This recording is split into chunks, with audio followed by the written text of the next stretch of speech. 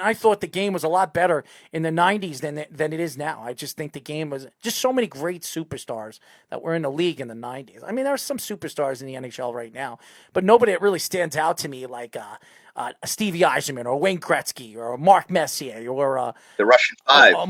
Mark Messier or Sergei Fedorov or Yeah, Alexander McGillney or one of those guys. I mean, they don't have those players in the league right now. I mean, there are Sidney Crosby. They're good players, but they're not. You can't. Timo Solani. I mean, I can name a ton of players that were I in the agree with you. 90s. And you know how I go by this within that industry.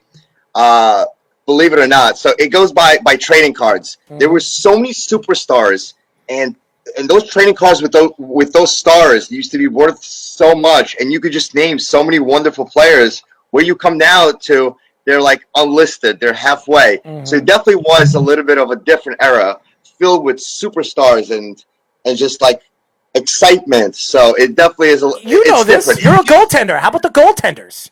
Dominic Hasek, Mike Richter, John Van Beesbrook, Curtis Joseph, Felix Potvin. I could go on and on and on. Patrick Waugh. Patrick Waugh, Grant Fior, Martin Brodeur. I mean, Oh yeah. they were just better players in the 90s. They were just better superstars. And then I don't care what anybody says to me because I watch hockey now and I played, I was a big time prospect in the late '90s, and I played. I skated with Vladimir Malakov and Brian Smolinski and all these NHL players, and I played with Chris Higgins and played with Kamisarik, all top draft picks. Chris Higgins was I think he was a first round draft pick and or a second round draft pick, and Kamisarik was a third round draft pick by Montreal. So there, Yeah. there's just the talent now is, I mean, it's a little bit more dry than it was in those days. That's for sure. It definitely was a little bit of a different era. Like I said, I just believe like the late '90s, early 2000s, it was just filled with excitement of those superstars that you grew up with. It's something I'll never forget and I'll always miss.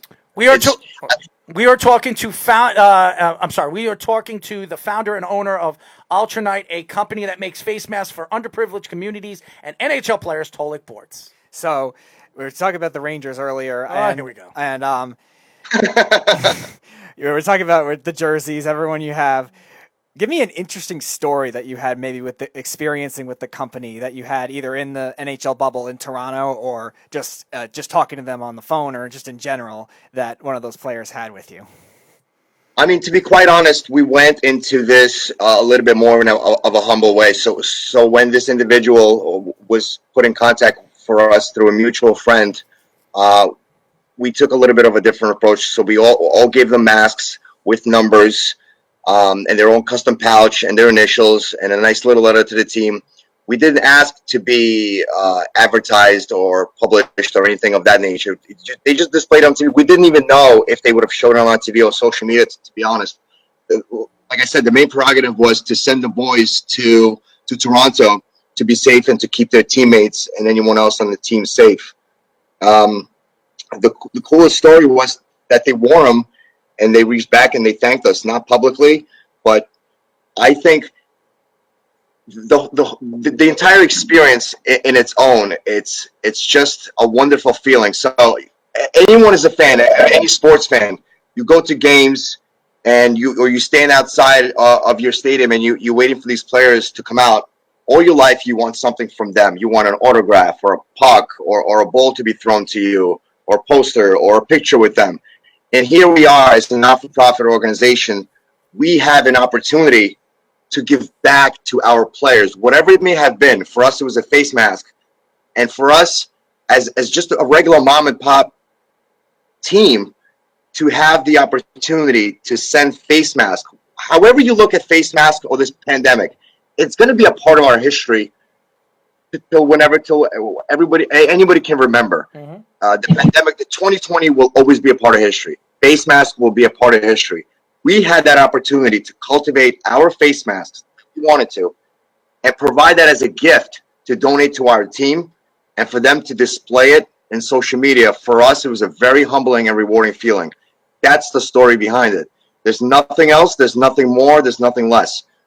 So we come out of this as we contribute, we gave something to our players. That's it. We could stop working today. Everything can end tonight, tomorrow. I feel like being a die-hard True Blue fan, I was able to provide something to my boys, to my players, to my team. Well, I feel bad for you. That's all I can say. What was that? I said I feel bad for you, but that's all right. Hey.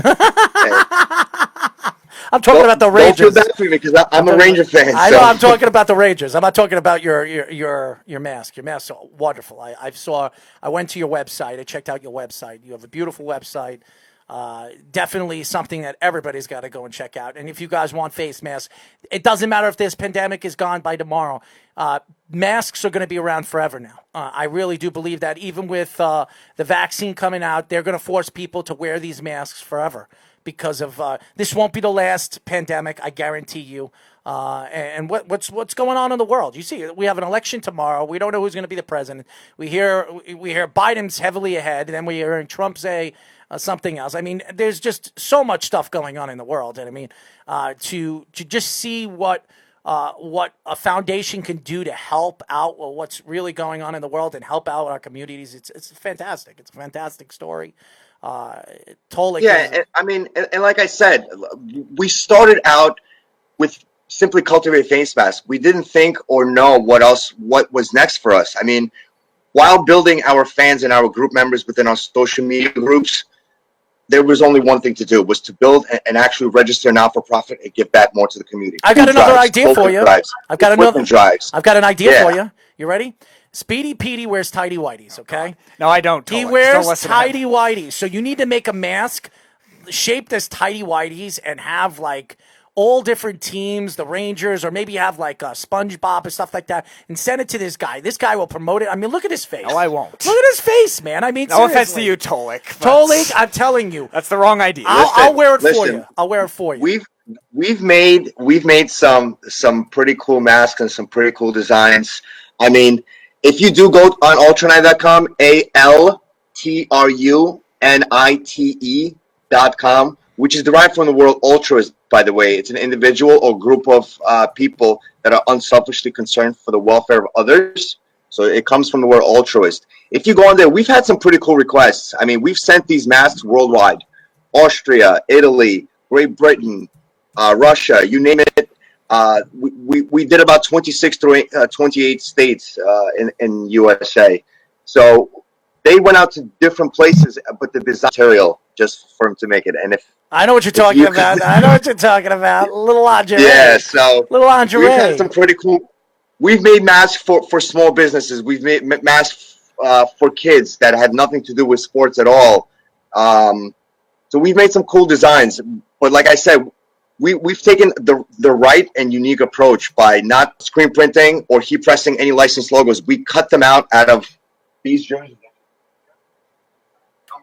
I see them right there. Mm-hmm. Even the autograph stuff. So you take an autograph jersey. This is the new goalie that's gonna. Yeah, Here we go. Here we go. He's going to be an exciting one. There we go. All right. I mean, I also have a pretty excited goaltender coming up, too. His name is Shestyorkin. Shestyorkin and Sorokin, two Russians. Yes, two Russians. Yeah, your neck of the woods, my friend. Your neck of the woods. Two fantastic goaltenders that are going to be in the NHL for many, many years to come. So it's a fantastic thing, guys. You absolutely have to go and check out the website. Tolik, tell them how to find your website again. So it is Ultranite. So I don't know if you guys can see this. We could see it. Mm-hmm. ULTRUNITE. I'm sorry, A. I love that logo in the middle too. That's awesome. I think you need to send Speedy a shirt, man. I think he loves that shirt. We just did make shirts, by the way. So it's Ultranite. It's derived from the word altruist. ALTRUNITE.com. Every single dollar, every single cent that's sold from any product or service that we provide is donated directly to the not-for-profit organization. So we actually have some pretty cool news as well. We recently teamed up and partnered up with the Mustache Classic. They help the Men's Cancer and Suicide Prevention Program through the Movember Foundation. Do you guys know Movember? Yes, yes, absolutely. I've heard So of it. Ultranite was.